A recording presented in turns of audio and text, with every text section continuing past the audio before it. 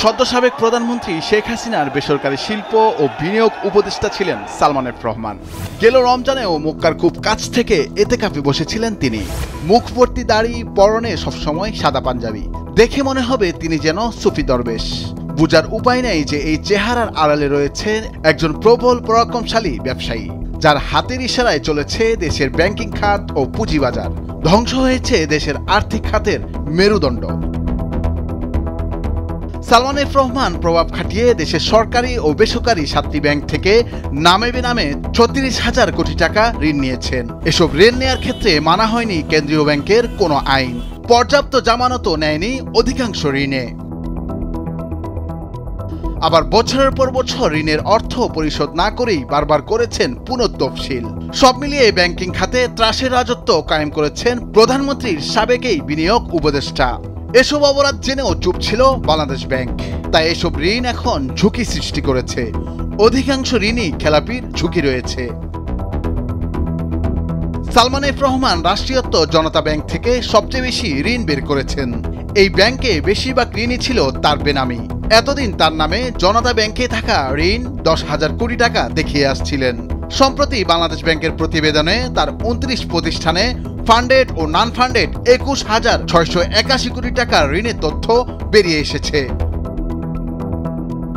2023 সাল শেষে জনতা ব্যাংকের বার্ষিক প্রতিবেদন অনুযায়ী ব্যাংকটিতে সালমান এফ রহমানের 2 প্রতিষ্ঠানে 23,070 কোটি টাকার ঋণ স্থিতি দাঁড়িয়েছে।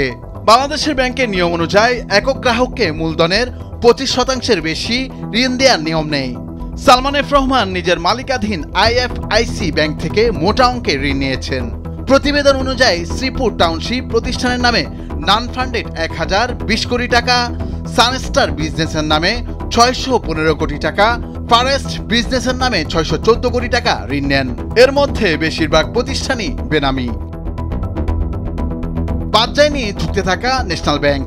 বেসরকারি খাতে ন্যাশনাল ব্যাংক থেকেও সালমান এফ রহমান নামে বেনামে ঋণ বের করেছেন কোটি কোটি টাকার। ব্যাংকটি থেকে এসব ঋণ বহু বছর আগের। কোনো অর্থ পরিশোধ না করে নিয়মিত ঋণ নিয়েছেন তিনি। সোনালী, অগ্রণী ও রূপালী ব্যাংকে দীর্ঘদিনের ঋণ রয়েছে সালমান এফ রহমানের।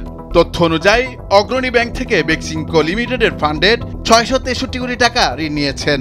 এছাড়া বেক্সিমকো গ্রুপের নাম দিয়েই কোটি কোটি টাকা ঋণ নেওয়ার রেকর্ড রয়েছে। রূপালী ব্যাংক থেকে বেক্সিমকো লিমিটেড 965 কোটি টাকার ঋণ নিয়েছেন। এবি ব্যাংকে সালমান এফ রহমানের 4 প্রতিষ্ঠানের ঋণ রয়েছে। সবগুলো ঋণই পুনর্গঠিত। বর্তমানে 4 প্রতিষ্ঠানের ঋণের স্থিতি দাঁড়িয়েছে 605 কোটি টাকা। নুরুল আফসার, নিউজ ডেস্ক, ভোরের কাগজ।